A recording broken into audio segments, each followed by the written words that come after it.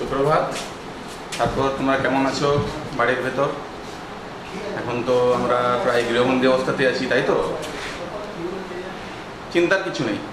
এই সময়টা আমি বলবো তোমরা খুব ভালো করে কাজে লাগাও আর একদম নিজেকে ফুলি প্রিপেয়ার করে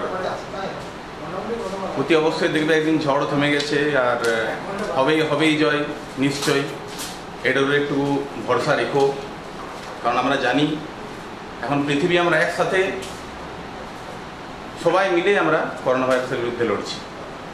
এখানে নিশ্চয়ই একদিন আমরা আবার আমাদের সুস্থ পৃথিবীতে প্রাণ প্রতিষ্ঠা হবে, সেই কামনায় রেখে আজ আমরা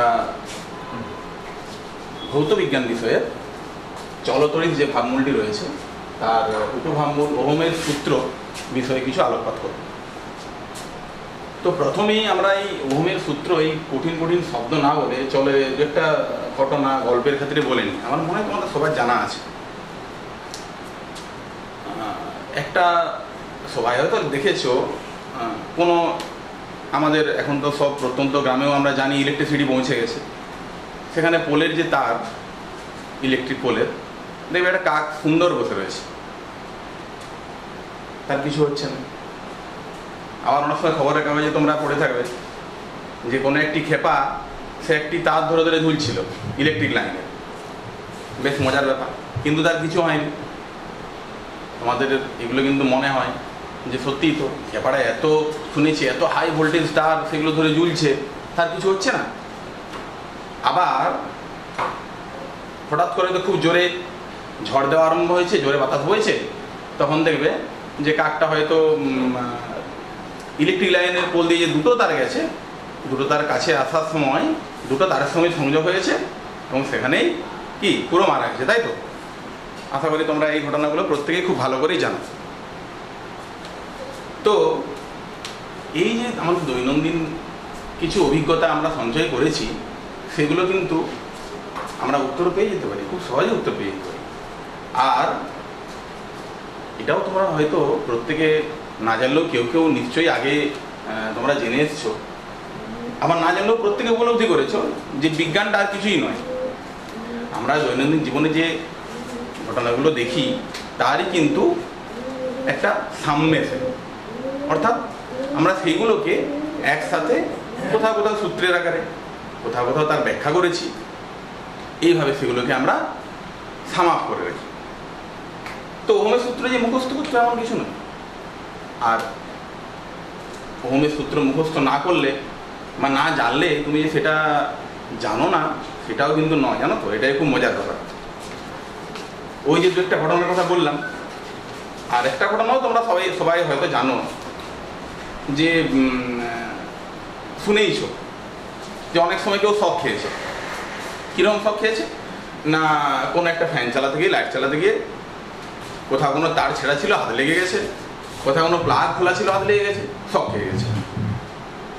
কিন্তু তোমরা যখন বাড়িতে বা তোমাদের বিদ্যালয়ে তোমরা যখন ওই লাইটের সুইচ অন করো, বা আমরা এমনিও যখন চলাচল করছি, ওই তখন তো আমরা শক খাচ্ছি না, তাই না?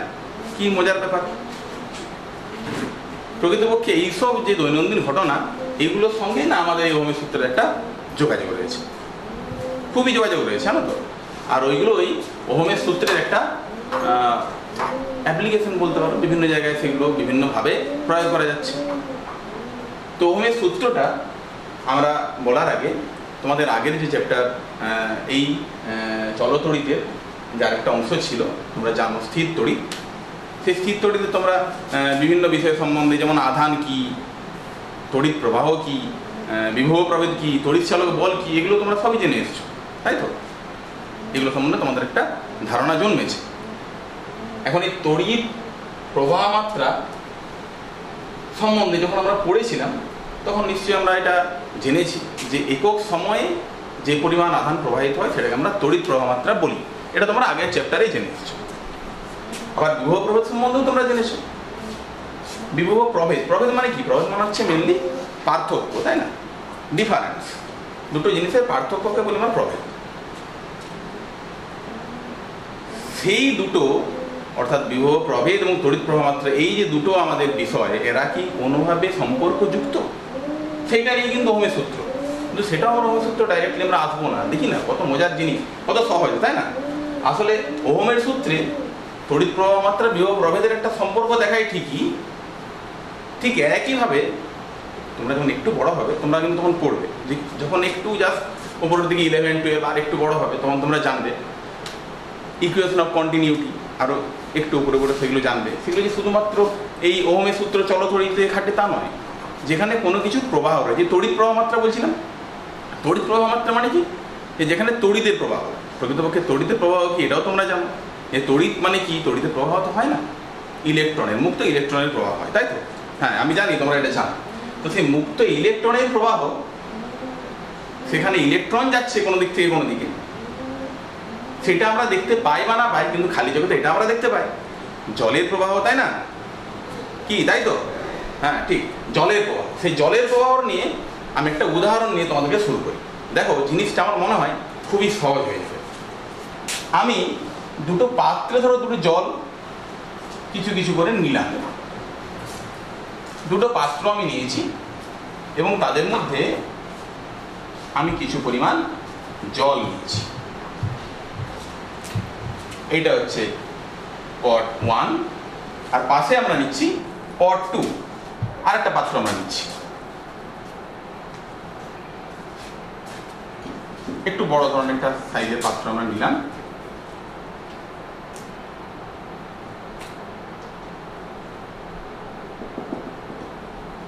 এইটাকে নিলাম পট 1, এটা পট 2। দুটোতেই আমরা কিছু পরিমাণ জল রেখেছি। কিছু পরিমাণ জল আমরা দুটো পাত্রেই রেখেছি।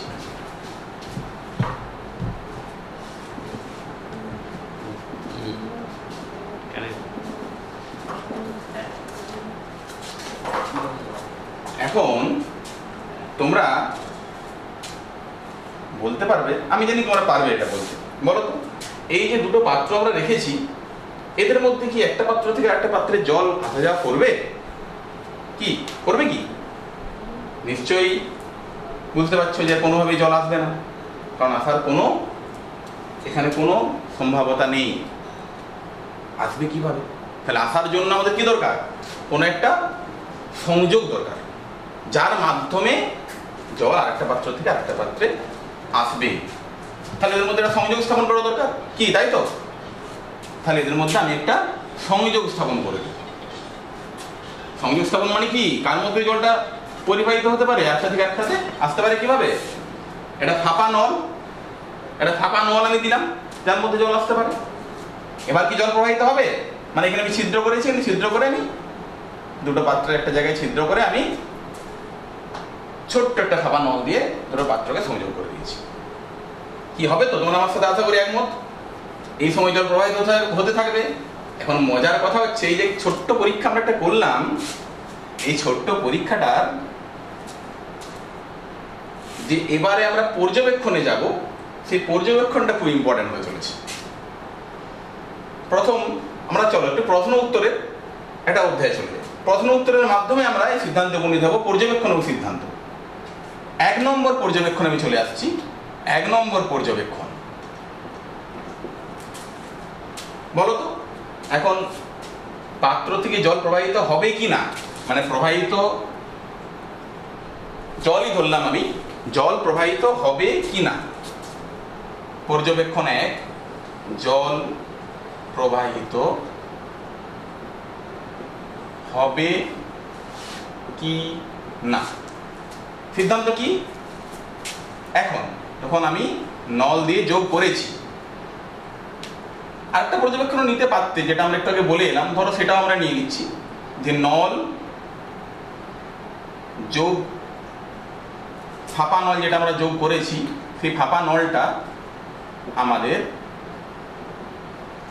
যোগ করা হয়নি। যখন করা হয়নি তখন পর্যবেক্ষণ কি ছিল? জল প্রবাহিত হবে কি? জল প্রবাহিত তখন হয়নি, সেটা আমরা দেখে এসেছিলাম। জল প্রবাহিত হয়নি। মানে এটাও তুমি পরীক্ষামূলক দেখতে পারো হবে কি না। পর্যবেক্ষণ ছিল, হয়নি। তাহলে সিদ্ধান্ত কি ছিল আমাদের এখান থেকে? সিদ্ধান্ত কি বলতে পারি? সিদ্ধান্ত বলতে পারি এই পর্যবেক্ষণের এগেনস্টে আমাদের সিদ্ধান্ত হবে যে প্রবাহিত হওয়ার জন্য যদি কোনো মাধ্যম না থাকে, এখানে মাধ্যম কি? ফাঁপা নল।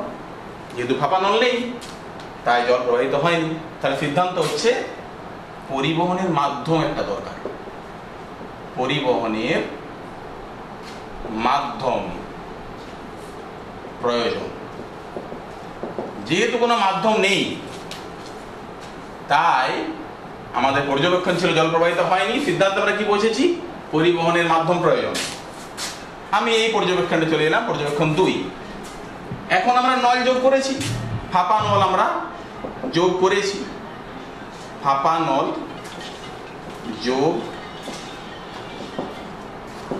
করা হয়েছে। এই পর্যবেক্ষণে আমরা কি দেখেছি? জল প্রবাহিত হবে কিনা? জল প্রবাহিত হবে। তাহলে পর্যবেক্ষণ হচ্ছে জল প্রবাহিত হবে। তাহলে সিদ্ধান্ত হচ্ছে কি? একই, যে পরিবহন মাধ্যম থাকলে এই একই সিদ্ধান্তে আমরা পৌঁছালাম যে পরিবহনের মাধ্যম যখন আমরা পেয়ে যাচ্ছি তখন জল প্রবাহিত হচ্ছে। 3 নম্বরে আমরা কি আসবো? কোন দিকে হচ্ছে পর্যবেক্ষণ। আমরা দেখব যে কোন দিকে হচ্ছে। তোমরা বলতে পারবে কোন দিকে হচ্ছে? বলো তো দেখি। আমি তোমাদের সুবিধার্থে আমি আরেকটা এইখানে এই ছবিটা একটু মুছে আমি আরেকটুকু এটাকে চেঞ্জ করে নিচ্ছি এইভাবে যে আমি নলটাকে আরেকটু সরু করে নিলাম, আরেকটুকু সরু করে নিলাম। দেখতেই পাচ্ছ তোমরা যে দ্বিতীয় যে নলটা সেই নলটাতে জলের পরিমাণ অনেক কম। প্রথম যে দ্বিতীয় যে পাত্রটা জলের পরিমাণ অনেক কম। প্রথম যে পাত্রটা তাতে আমাদের জলের পরিমাণ কি? অনেক বেশি। কি জলের পরিমাণ প্রথম পাত্রে বেশি, দ্বিতীয় পাত্রে কম। তাহলে এখান থেকে আমরা পর্যবেক্ষণ 3 নম্বরের পরে কি করছি? পর্যবেক্ষণ যে জলটা কি বেশি পরিমাণের আছে বলে এই কি কম জলকে একটু জল দেবে? কি বলো তো দেখি, দেবে কি? বেশি পরিমাণ জল আছে তো দিতেই পারে একটু, আমার বেশি পরিমাণ জল আছে, দেবে কি? মোটেও না। তাহলে কে দেবে? তোমরাও তোমরা আগে পড়ে এসছো, আগের শ্রেণীতে সম্ভবত সপ্তম অষ্টম বা নবম শ্রেণীতে আগের যে শ্রেণীগুলো তোমরা পড়ে এসছো যে সমোচ্চশীলতা ধর্মের জন্য বেশি উঁচু যা জলের যে লেভেল, অর্থাৎ এই জন্য আমরা নিচের লেভেলটা একই লেভেলে রেখেছি। হাইট যার বেশি, প্রকৃতপক্ষে হাইটটা বেশি হওয়ার জন্য কি হয় না সিজি শক্তি ডিফারেন্স হয়ে যায়। তোমরা এটাও পড়ে এসছো আগে। তার জন্য সমোচ্চশীলতা ধর্ম রক্ষা আমরা যেটা ধর্ম মানে বলেছিলাম, তখন কি হবে? এই বেশি হাইট যুক্ত যে আমাদের পাত্রটা রয়েছে তার থেকে জলটা কম হাইট যুক্ত পাত্রে আসবে। কতক্ষণ ধরে আসবে তোমরা এটা সবাই জানো। যতক্ষণ না এই লেভেলটা কি করবে? উঠবে একটুকু। যেহেতু এই জল দ্বিতীয় পাত্র থেকে প্রথম পাত্রে আসছে আর প্রথম পাত্রের লেভেলটা নামবে। নামতে নামতে কতটা নামবে? যতক্ষণ না দুটোই একই লেভেল অ্যাটেন্ড করে যাচ্ছে। দুটোই যতক্ষণ না দুটোর মধ্যে লেভেল কোনো ডিফারেন্স থাকছে না, ততক্ষণ অবধি এই জলটা প্রবাহিত থাকবে। তাহলে পর্যবেক্ষণ কি দেখলাম? যে আমাদের জল প্রবাহিত আবার হবে পর্যবেক্ষণ, কিন্তু এখানে দেখছি কোন দিকে হবে, অর্থাৎ জল প্রবাহের দিক পর্যবেক্ষণ বলতে পারি আমি এটাকে আমরা জল প্রবাহের দিক। কোন দিক থেকে কোন দিকে? না বলো, এটা হচ্ছে আমাদের যা উচ্চতা বেশি তার থেকে কম উচ্চতা, অর্থাৎ বেশি উচ্চতাযুক্ত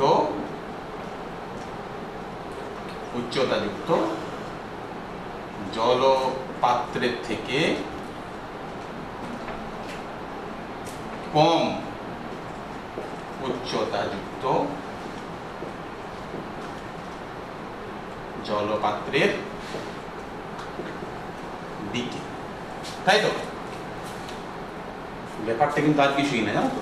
এখানে যে তোমরা দেখলে যে জলের প্রবাহ হলো বেশি উঁচু থেকে আরেক কম উঁচু পাত্রের দিকে, ঠিক একই রকম হচ্ছে আমাদের ওহমের সূত্র। কিন্তু দেখলাম যতক্ষণ না আমরা এখানে একটা পরিবাহী যোগ করেছি। তাহলে এমন একটা আমরা এইখানে যে ফাঁপা নল আমরা নিয়েছিলাম, যার মধ্যে দিয়ে জল প্রবাহিত হতে পারে, যতক্ষণ আমরা নিয়ে মিশে যায়নি, যখন নিলাম তখন কি হলো, বেশি উচ্চতাযুক্ত পাত্রের থেকে জল কম উচ্চতাযুক্ত পাত্রের দিকে এলো, যতক্ষণ না তাদের হাইট বা উচ্চতা সমান হচ্ছে। ঠিক একই জিনিস আমরা দেখব যখন আমরা ওহমের সূত্রে আসবো।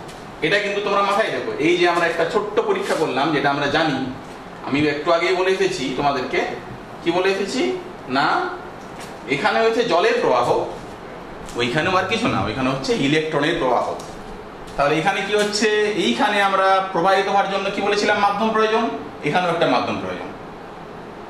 তো তড়িৎ প্রবাহের বিভিন্ন রকম মাধ্যম আছে, তার মধ্যে এখানে আমরা যে মাধ্যমের কথা বলছি সেটা পরিবাহী কঠিন মাধ্যমের কথা বলছি, অর্থাৎ পরিবাহী তার। এটাও তোমরা প্রত্যেকেই দেখেছো, অনেকেই কেন বলবো, প্রত্যেকেই তোমরা দেখেছো বাড়িতে, যে আমরা বিভিন্ন ধরনের তার, তামার তার আমরা দেখিয়েছি, যে আমাদের বাড়িতে তড়িৎ পরিবহনে যে তার কাজে লাগে, সেই তড়িৎ পরিবাহী তারের একটা অংশ আমি দেখাচ্ছি তোমাদেরকে। তোমরা জানো এটা বেলনাকার টাইপের হয়, এই টাইপের একটা দেখতে হয়। তো সেই রকম একটা তারের, অর্থাৎ পরিবাহী তারের, তাহলে আমরা কি করবো বলেছিলাম, এর মধ্যে তড়িৎ প্রবাহ দেখবো। তার মানে এর মধ্য দিয়ে তড়িৎ প্রবাহ যদি হয়, এটা তাহলে কি তড়িৎ পরিবাহের মাধ্যম, তাহলে এর মধ্যে দিয়ে তড়িৎ প্রবাহ হবে।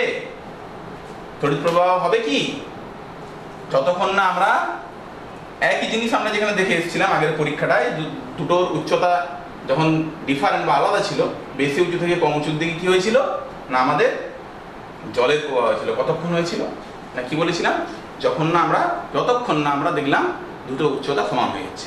উচ্চতা সমান হওয়ার পর আর তো হচ্ছে না, এনার্জি ডিফারেন্স নেই। তাহলে এরকম একটা পরিবাহী তার কেন, তোমাদের এটা মনে প্রশ্ন আসতে পারে, স্যার পরিবাহী তার কেন, অন্য কিছু নয় কেন? পরিবাহী তারে আমরা সাধারণ উষ্ণতাতেই কিছু মুক্ত ইলেকট্রন পেয়েই থাকি, যে মুক্ত ইলেকট্রনগুলো আমাদের পরিবাহী হিসাবে কাজ করবে। সেটাও আমরা আগে বলে এসেছি, যেটা আমরা আগে চ্যাপ্টারেও পড়েছি। এই যে পরিবাহী তার, মুক্ত ইলেকট্রন সেখানে রয়েছে, মুক্ত ইলেকট্রন আমি ধরো সাপোজ এরকম ডট চিহ্ন দিয়ে আমি দেখালাম, তাহলে এটা শুধু পড়ে রয়েছে, ধরো তার একটা শুধু পড়ে রয়েছে। এই শক খাওয়ার ব্যাপারটা আমরা খুব সবাই জানি ব্যাপারটা, যে তার মধ্যে যদি তড়িৎ প্রবাহ হয় তাহলে আমরা শক খাওয়ার একটা চান্স থাকে। কেন থাকে সেটা আমি পরে আলোচনা করছি, প্রশ্ন রেখেছি তোমাদের প্রথমেই শুরুতেই। তাহলে একটা তার যখন মাটিতে পড়ে রয়েছে, আমি যদি শুধু তার পড়ে রয়েছে, আমি যদি পা দিয়ে ফেলি, কিছু হয় কি? হয় না। তোমরা নিজেও জানো, তার আমরা বাড়িতেও দেখি, স্কুলেও কাজ করতে গিয়ে দেখি, কিচ্ছু হয় না। কিন্তু তড়িৎ পরিবাহী তার, যার মধ্যে তড়িৎ প্রবাহিত হচ্ছে, শক খেয়ে যায়। তাহলে কেন এই ঘটনাটা ঘটে? তাহলে সেটাই কিন্তু সূত্রমূলকভাবে যিনি দিয়ে গেছেন, তিনিই হচ্ছেন আমাদের ওহম, এবং তার নাম অনুসারে সূত্রটির নাম ওহমের সূত্র। তো সেখানে কি করা হয়েছে, এই পরিবাহী তারে, তাহলে এটা এমনি কোনো, এই যে পরিবাহী তারে যে মুক্ত ইলেকট্রনগুলো আছে তাদেরও গতি আছে, এটা তোমরা পরে জানবে। তাদেরও ওই যে বললাম, আমি একটু আগে একটা শব্দ তোমাদের বলেছিলাম, ইকুয়েশন অফ কন্টিনিউটি। তো সেই সব সমীকরণের মাধ্যমে আমরা দেখাতে পারি যে এদেরও কি বিচরণ করছে না, এগুলো মুক্ত ইলেকট্রনগুলো কিন্তু বিচরণ করছে, হ্যাঁ, তো এরাও ছুটছে, এদের মোশনটা হ্যাপাজেড মোশন। তো সেই মোশনটা কোনো একটা নির্দিষ্ট দিকে নয়, যেটা কিন্তু হয়েছিল যখন আমরা সেই নলটা যোগ করেছিলাম, বেশি উঁচু থেকে কম উঁচুর দিকে নলটার মাধ্যমে জল আসছিল। এখন যদি আমরা এদিকে একদিকে চালনা করতে পারি, তাহলে কি করে পারবো? তোমরা এটাও আগে পড়ে এসছো, নিউটনের সূত্র তোমরা জানো, যে যদি আমরা বল প্রয়োগ করি তখন বল প্রয়োগের দিকে কি হয় না, প্রয়োগ বিন্দু সরণ ঘটে। এবং দ্বিতীয় সূত্রেও পড়েছো যে কিভাবে বল ভরবেগের পরিবর্তনশীল সমানুপাতে ইত্যাদি ইত্যাদি, তাই না? তাহলে যদি আমরা এই মুক্ত ইলেকট্রনগুলোর উপরে বল প্রয়োগ করতে পারি, আর সেই বল প্রয়োগের কথাটা তোমরা আগের চ্যাপ্টারে জেনে এসছো, কি তাই তো? কি ছিল বলতো দেখি? তড়িৎ ক্ষেত্র তোমরা পড়েছো আগের চ্যাপ্টারে, যেটা আমাদের স্থির তড়িৎ এর আগের অংশটা, হ্যাঁ, চলতড়িৎ তোমাদের সামনে রয়েছে, প্রকৃতপক্ষে এটা আলাদা চ্যাপ্টার একটা। স্থির তড়িৎ, সেই স্থির তড়িৎ তোমরা কি জেনে এসছো, যে কোন একটা তড়িৎ ক্ষেত্রে যদি কোনো আমরা আধানকে রাখি, সে আধানের উপরে একটা বল কাজ করে। সেই বলের মানটা কত তোমরা জানো? সেই বলের মানটা হচ্ছে, প্রকৃতপক্ষে বলটা একটা ভেক্টর আছে, হ্যাঁ, তোমরা এটা এই ভেক্টর রাশিটা তোমরা ক্লাস 11-এ উঠেই জানবে, এটা নিয়ে খুব জানতে হবে, হ্যাঁ। তার জন্য মাথায় একটা তীর চিহ্ন, ঠিক আছে? কিউ ইন্টু ই, কিউ হচ্ছে চার্জের মান, আর ই হচ্ছে ইলেকট্রিক ফিল্ড। তার মানে এই যে ইলেকট্রনগুলো রয়েছে, চার্জ রয়েছে, কি তাই তো? ইলেকট্রনের চার্জ কত? হ্যাঁ ঠিক বলেছে একদম, 1.6 × 10⁻19 কুলম মাইনাস, অতি অবশ্যই ঋণাত্মক চার্জ। তাহলে তাকে ইলেকট্রিক ফিল্ড আমি সেট আপ করে দিতে পারি, তখন কিন্তু তার উপরে একটা বল প্রয়োগ হবে, আর বল প্রয়োগ হলেই সে কিন্তু একদিকে যাওয়ার চেষ্টা করবে। তো এই ইলেকট্রিক ফিল্ড আমরা কিভাবে সেট করবো? হ্যাঁ এটাও তোমরা আগের চ্যাপ্টারেই জেনে এসছো। এইটার যে তোমাদের আগের অংশটা, সেটা হচ্ছে আমাদের স্থির তড়িৎ ছিল, তাই না? সেই স্থির তড়িতেই বলেছি আমরা যদি একটা এরকম কি দিই, এটা কিসের চিহ্ন, তাই কিসের চিহ্ন বলো? এটা হচ্ছে একটা আমাদের তড়িৎ কোষ বা ব্যাটারির চিহ্ন, তাই না? এটা তোমরা সবাই জানো। তাহলে একটা তড়িৎ কোষ যখনই আমরা দিয়ে দিচ্ছি, তখনই এই তড়িৎ কোষটা দেওয়ার ফলে এই যে পরিবাহী তারটা যেটার মধ্যে মুক্ত ইলেকট্রন ছিল, তারা কিন্তু সেই মুক্ত ইলেকট্রনগুলো, মানে তুমি এগুলো দেখাতে পারো, এগুলো সব -e ইলেকট্রন, ঠিক আছে? হ্যাঁ তোমাদের এটা আমি শুধুমাত্র ইলেকট্রনগুলো দেখিয়েছি, তার মানে কিন্তু এই নয়, এটা ভাববে না যে শুধুমাত্র ইলেকট্রনগুলোই রয়েছে। যেমন আমরা দেখছি পদার্থটা পুরোটাই আছে সলিড স্টেট, এটাও তোমরা পরে জানবে। সলিড স্টেট খুবই সহজ, একটা পদার্থের অবস্থা সলিড মানে কঠিন, কঠিন অবস্থায় রয়েছে। তাহলে তাদের মধ্যে তার ক্রিস্টাল স্ট্রাকচার রয়েছে, অর্থাৎ সেটা সাধারণত ক্রিস্টালের হয়, সেটাও তোমরা পরে জানবে। এবং যখন একটা ইলেকট্রন বেরিয়ে যাচ্ছে, বাকি কি একটা যে কোনো পদার্থ কি হয়, নিস্তড়িত, তাই না? সমগ্রভাবে সে নিস্তড়িত। তাহলে সেই পদার্থটা নিস্তড়িত, একটা ইলেকট্রন বেরিয়ে গেলে, তাহলে যার থেকে ইলেকট্রন বেরোচ্ছে, ইলেকট্রন বেরিয়ে যাওয়ার সময় সে কি হচ্ছে না, ধনাত্মকভাবে তড়িৎগ্রস্ত হয়ে যাচ্ছে। তাহলে সেই ধনাত্মক আমাদের তড়িৎ আয়নগুলোও রয়েছে, ইলেকট্রনগুলোও রয়েছে। এখন যখন আমরা এরকম একটা ব্যাটারি বা তড়িৎ কোষকে যোগ করছি, তখন এই যে আমাদের তড়িৎ পরিবাহী তারটা, তোমরা জানো তড়িৎ ক্ষেত্রের দিক কোন দিক থেকে কোন দিক হয় বলো? ঠিক প্লাস থেকে মাইনাস, অর্থাৎ পুরোটা জুড়ে একটা ইলেকট্রিক ফিল্ড সেট আপ হয়ে যাচ্ছে। এই পরিবাহীটার উপরেও সেটা কাজ করছে। সেই ইলেকট্রিক ফিল্ডটা যখনই সেট আপ হয়ে যাচ্ছে, তাহলে এই যে ইলেকট্রনগুলো, তার উপরে একটা ফোর্স ডেভেলপ করছে। কোন দিকে ফোর্স? না আমরা বলতে পারি ফোর্স হচ্ছে ইলেকট্রনের উপরে কোন দিকে না, কিউ এর মানটা ইলেকট্রনের কত বলো? -e × e, অর্থাৎ ইলেকট্রিক ফিল্ডটা যেদিকে, ইলেকট্রনের ফোর্সটা হচ্ছে তার বিপরীত দিকে, কারণ সামনে একটা মাইনাস চিহ্ন রয়েছে। তাহলে এইদিকে একটা ফোর্স কাজ করছে তার উপর। ফোর্স কাজ করার জন্য কি হচ্ছে, ইলেকট্রনগুলো তখন ব্যাটারির সাপেক্ষে যদি আমরা বলি, তড়িৎ কোষের সাপেক্ষে ফোর্সটা, ইলেকট্রিক ফিল্ডটা কোন দিকে দেখো? প্লাস থেকে মাইনাসের দিকে। হ্যাঁ বড়টা আমরা জানি, যেটা আমরা স্কিমেটিক ডায়াগ্রাম যেটা আমরা দেখাই, তার এই যে তড়িৎ কোষের বড় যে লাইনটা, এটা হচ্ছে ধনাত্মক, ছোটটা হচ্ছে ঋণাত্মক। তাহলে প্লাস থেকে মাইনাসের দিকে ইলেকট্রিক ফিল্ড এটা তৈরি হচ্ছে। ফোর্স কোন দিকে তৈরি হচ্ছে? তার বিপরীত দিকে। তাহলে যেদিকে ফোর্স সেদিকে তার ভেলোসিটি চেঞ্জ হবে, অর্থাৎ ভেলোসিটি ভি। এটাও তোমরা পড়ে যাবে, ওই যে বললাম ইকুয়েশন অফ কন্টিনিউটি, যে সমান -NeV। এটা হচ্ছে কারেন্ট ডেনসিটি। এগুলো নিয়ে তোমরা পরে পড়বে, আমি একটু জাস্ট লিখে দিলাম, এটাই কারণ এটা জানলে জানা যায় না কি হচ্ছে। তাহলে আমরা এখানে কি বলতে পারি, যে ভেলোসিটি এখানে কি হচ্ছে না, যেদিকে ফোর্স সেদিকে তার ভেলোসিটি তৈরি হচ্ছে। অর্থাৎ আমি একটু নিচে দেখে নিচ্ছি বা সাইডে দেখাচ্ছি, তাহলে ভেলোসিটি হচ্ছে আমাদের তৈরি হচ্ছে ফোর্সের দিকেই, কারণ নিউটনের সূত্র অনুযায়ী। আবার এইখান থেকে দেখতে পারি যেটা হচ্ছে কারেন্ট ডেনসিটি, মানে একক প্রস্থচ্ছেদে যে তড়িৎ প্রবাহ তৈরি হচ্ছে, তাহলে সেটা কোন দিকে হচ্ছে না, এখানে একটা ঋণাত্মক সাইন রয়েছে। অর্থাৎ যেদিকে ভেলোসিটি তার উল্টো দিকে হচ্ছে কারেন্ট ডেনসিটি, অর্থাৎ তার এখানে আমি দেখাচ্ছি সুবিধা হবে তোমাদের বুঝতে। তাহলে যে এটা হচ্ছে ভি এর উল্টো দিকে। সামাপ যদি করি, ইলেকট্রিক ফিল্ড হচ্ছে ধনাত্মক থেকে ঋণাত্মকের দিকে ব্যাটারি, ফোর্স হচ্ছে তার বিপরীতে, কারণ ইলেকট্রনের আধান নেগেটিভ, ঋণাত্মক থেকে ধনাত্মকের দিকে। ভেলোসিটি যেদিকে ফোর্স সেদিকে তার ভেলোসিটি নিউটনের সূত্র অনুযায়ী, অর্থাৎ ঋণাত্মক থেকে ধনাত্মক কি, এখানে তোমাদের একটা আইডিয়া ক্লিয়ার হবে, তাই না? যে আমাদের তড়িৎ প্রবাহ যেদিকে যায়, ইলেকট্রনের গতি তার উল্টো দিকে হয়, এরকম একটা প্রশ্ন আমরা পেয়ে যাই অনেক সময়। হ্যাঁ, এরকম একটা কনসেপ্ট, এটা একটা ধারণা, এটা কিন্তু মাথায় রাখো। খুব এই আইডিয়াটা তোমাদের ভবিষ্যতে খুব কাজে লাগবে, যে ইলেকট্রনের গতি হয় সব সময় ব্যাটারি ঋণাত্মক থেকে ধনাত্মকের দিকে, ব্যাটারির সাপেক্ষে যদি আমরা বলে থাকি। আর কারেন্ট ডেনসিটি, অর্থাৎ প্রতি একক ক্ষেত্রফলে যে কারেন্ট তৈরি হচ্ছে, সেটা হচ্ছে আবার একটা ঋণাত্মক সাইন রয়েছে, যেদিকে ভেলোসিটি বা বেগ তার বিপরীত দিকে, অর্থাৎ ব্যাটারির সাপেক্ষে ধনাত্মক থেকে ঋণাত্মকের দিকে। তার মানে তড়িৎ প্রবাহ কোন দিকে? তড়িৎ প্রবাহ আমাদের ঘটবে ওই একই দিকে। তাহলে এখন আমরা দেখতে পাচ্ছি ব্যাটারি যোগ করা হয়েছে মানে কি? ব্যাটারি যোগ করা হয়েছে মানে তোমরা এটাও জানো, এটাও আগের অংশে পড়ে এসছো যে তড়িৎ চালক বল এবং বিভব প্রভেদ তৈরি হয়েছে।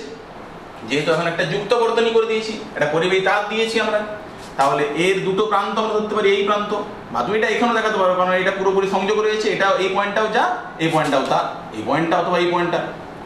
তোমার এটা বুঝতে সুবিধা হয়, বিভিন্ন বই বিভিন্ন রকম পয়েন্ট দেওয়া রয়েছে, অসুবিধা নেই। এটা হচ্ছে আমরা যদি এ পয়েন্ট বলি তাহলে ভি এ, আর এটা যদি বি বলি তাহলে এটা হচ্ছে ভিবি। তাহলে আমাদের দেখতে পাচ্ছি, জানি আমরা ধনাত্মক এবং ঋণাত্মকের মধ্যে ধনাত্মকটা আমরা বেশি বলে ধরে থাকি, তাহলে আমাদের যে পজিটিভ আইডিয়া সেখানে তাহলে ধনাত্মক যে বিভব ঋণাত্মক বিভব থেকে greater V A greater than VB.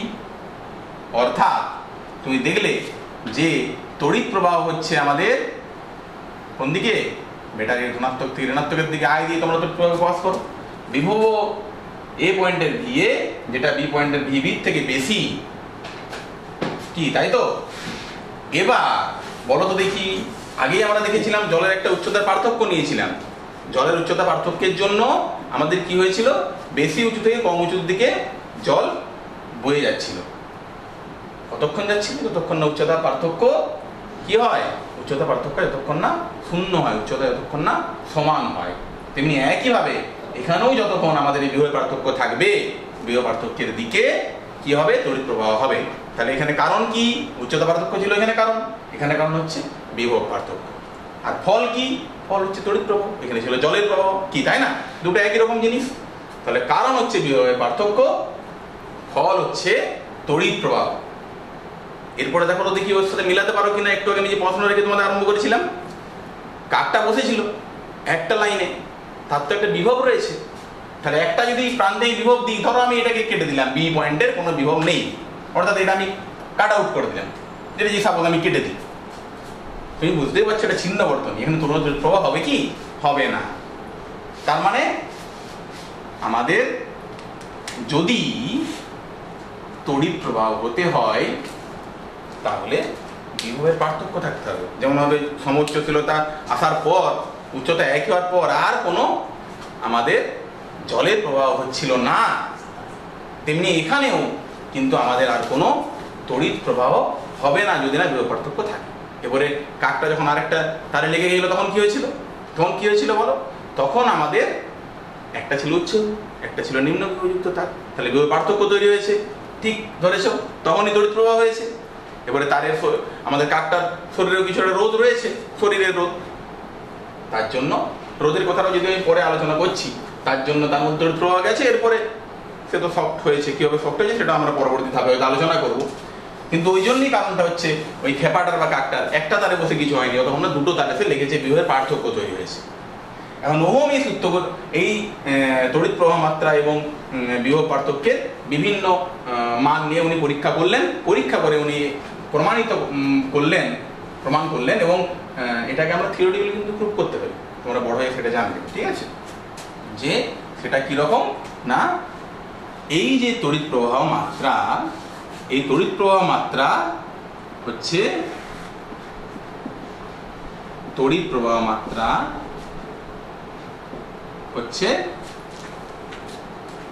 তুমি যে পরিবাহীটি নিয়েছো তার দুই প্রান্তের বিভব পার্থক্যের সঙ্গে সমানুপাতিক, অর্থাৎ প্রপোর্শনাল টু বিভব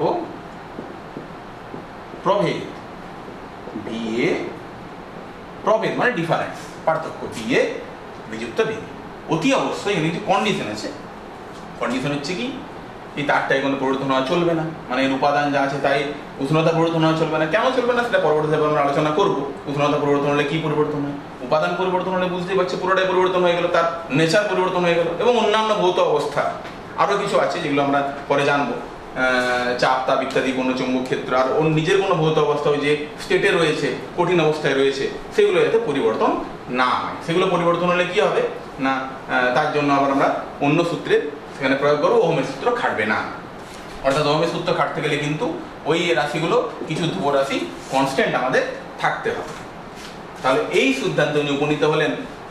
আর এই যে তুমি প্রপোর্শনালিটি রিলেশনটা দেখতে পাচ্ছ, this is the mathematical formulation of Ohm's law. এটাই কিন্তু আর কিছু না, এটাই হচ্ছে ওহমের সূত্রের গাণিতিক রূপ, ঠিক আছে? তাহলে তোমরা জানো যখন আমরা সমানুপাতিক থেকে সমান চিহ্নে আসতে যাই তখন একটা সমানুপাতিক ধ্রুবক লাগে, অর্থাৎ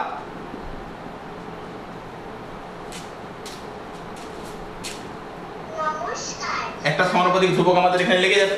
সেই সমানুপাতিক ধ্রুবকটাকে আমরা দেখো তো দেখি, যত বিভব পার্থক্য বাড়ছে তত তড়িৎ প্রবাহ বাড়ছে, যত বিভব পার্থক্য কমছে তত তড়িৎ প্রবাহ মাত্রা কমছে, অর্থাৎ সমানুপাতিক।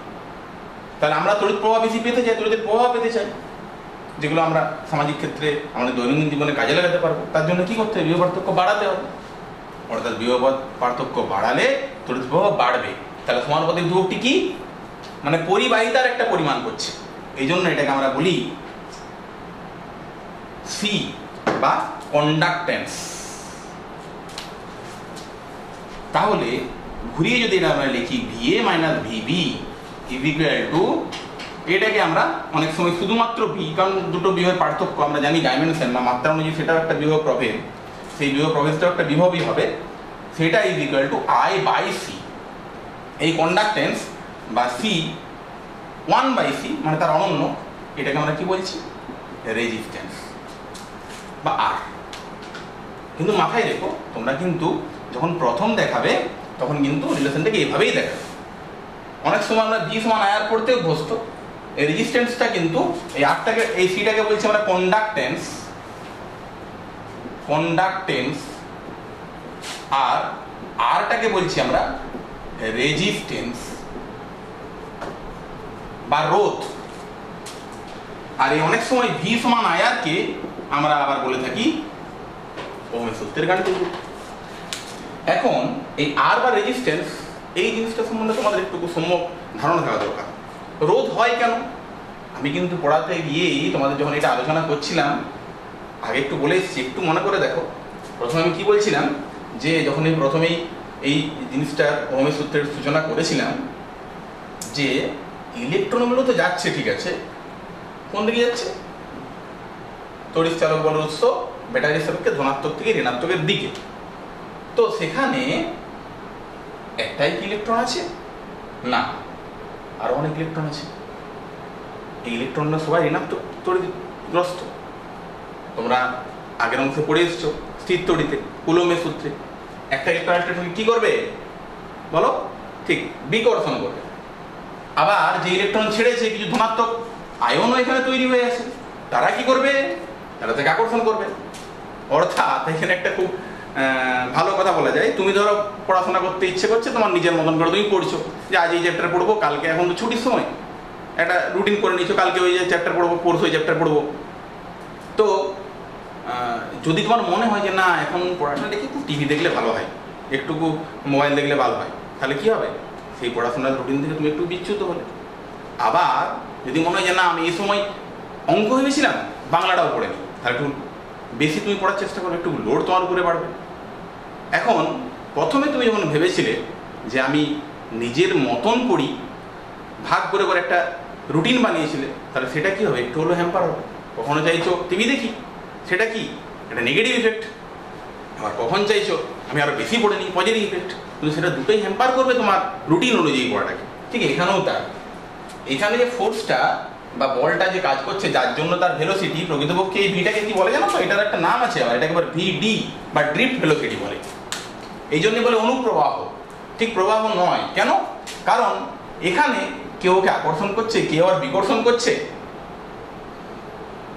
আলটিমেটলি যদি আমাদের যে ব্যাটারিটা দিয়েছি তার যে ফিল্ড বা তড়িৎ ক্ষেত্র সেই বাধাগুলো অতিক্রম করতে পারে, তবেই সে কিন্তু কি করবে না, সেই ইলেকট্রনগুলোকে এ প্রান্ত থেকে বি প্রান্তের দিকে তড়িৎ প্রবাহ হচ্ছে, মানে ইলেকট্রনগুলোকে বি প্রান্ত থেকে এ প্রান্তের দিকে নিয়ে আসবে।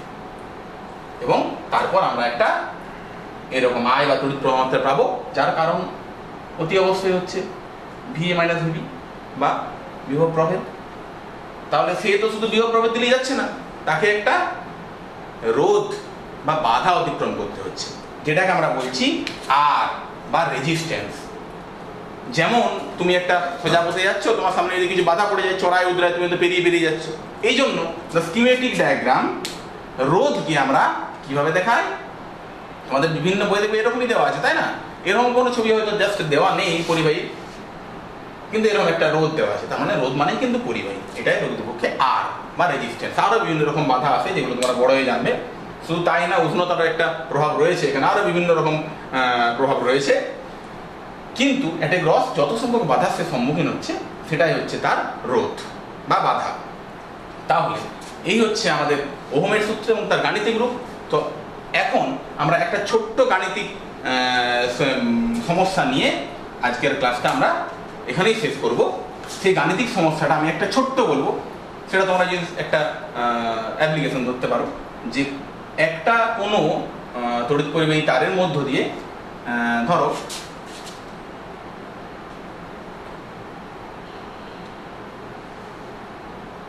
বিভব প্রভেদ তুমি দিয়েছো, শুধু ভি বলছি, বিভব প্রভেদ তুমি দিয়েছো 20 ভোল্ট,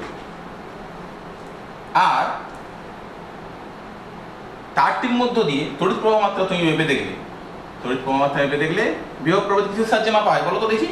বিভব প্রভেদ মাপা হয় ঠিক ভোল্ট মিটার, আর তড়িৎ প্রবাহ অ্যামমিটার। তো বিভব প্রভেদ তুমি দিয়েছো 20 ভোল্ট, তড়িৎ প্রবাহ মাত্রা দেখলে 10 অ্যাম্পিয়ার। তাহলে বলো তো এর রোধ কত?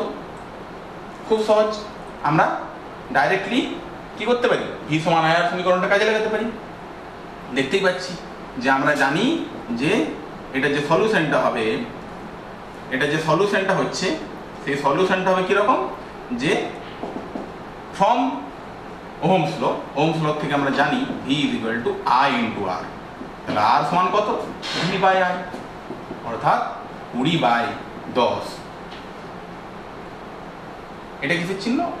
যেহেতু ওহমের সূত্র, ওনার নাম অনুযায়ী রেজিস্ট্যান্সের একক হচ্ছে ওহম, এটা হচ্ছে ওহমের চিহ্ন। তাহলে এটা হচ্ছে 2 ওহম। ঠিক আছে, তাহলে এই হচ্ছে আমাদের ওহমের সূত্র এবং তার গাণিতিক রূপ। একটা ছোট্ট সমস্যা করে দেখালাম। এরকম ভাবে তুমি কখনো রেজিস্ট্যান্স, কোনো কারোর রোধ দেওয়া রয়েছে, তড়িৎ প্রবাহ মাত্রা দেওয়া রয়েছে, কত বিভব প্রভেদ তার জন্য প্রয়োগ করতে হবে সেটাও প্রয়োগ করতে হবে। বিভব প্রভেদ দেওয়া আছে এটা কারণ, আর তোমার রোধ দেওয়া রয়েছে সেই পরিবাহীটি, তো কত তড়িৎ প্রবাহ মাত্রা যাবে সেটাও তুমি পরিমাপ করতে পারবে। এরপর আমাদের এই ওহমের সূত্র সংক্রান্ত আরো কিছু সংশ্লিষ্ট সংজ্ঞাও আমরা দেখলাম, সেগুলো সংজ্ঞাগুলো আমরা এখান থেকে নিরূপণ করতে পারি যে রোধ কাকে বলে কোনো পরিবাহী। দেখতেই পাচ্ছ যে যদি ভি সমান, দেখো এখান থেকে তুমি যে কোনো একটা সাপেক্ষে বলতে পারো, যেহেতু ভিটা কারণ, অর্থাৎ 1 ভোল্ট বিভব যদি প্রয়োগ করো তখন ভি সমান দেখতে পাচ্ছি আমরা I into R, I into R. ঠিক আছে, তাহলে আই আর ইকুয়াল টু 1। তাহলে এখান থেকে আমরা কি বলতে পারি, ভি যখন 1 ভোল্ট তখন আমাদের যে কন্ডাক্টেন্স, এখান থেকে আমরা খুব ভালো একটা দেখো, এখান থেকে তুমি খুব ভালো করে যে পরিবাহিতা R equal to I equal to R equal to 1/r equal to কি বলেছিলাম? সি। অর্থাৎ একক বিভব প্রভেদ তৈরি করলে তার মধ্যে যে তড়িৎ প্রবাহ যাচ্ছে সেটা হচ্ছে তার, প্রথমে আমি যেটা বলে এসেছিলাম, কন্ডাক্টেন্স বা পরিবাহী। একইভাবে রেজিস্ট্যান্স করতে পারো। তাহলে একক প্রবাহ মাত্রা তৈরি করতে গেলে আমি যে পরিমাণ বিভব প্রভেদ দিচ্ছি ভি সমান আর, ঠিক আছে, সেই মানটার সঙ্গে রোধ সমান। এইভাবে আমাদের রোধের বিষয়ে আমরা পরে আবার যদি যখন সুযোগ পাই তখন আমরা রোধের যে ক্যারেক্টারিস্টিক বা ধর্ম, তার যে ডিপেন্ডেন্সি, তার বিভিন্ন বিষয়ের উপরে কীভাবে নির্ভর করছে সেগুলো আমরা আলোচনা করতে পারবো। এবং এই যে আমাদের চলতড়ির যে ভাবমূল, তার উপভাবমূলে আরও যে বিষয়গুলি রয়েছে সেগুলো আমরা আলোচনা করতে পারবো। ঠিক আছে, প্রত্যেকে ভালো থেকো।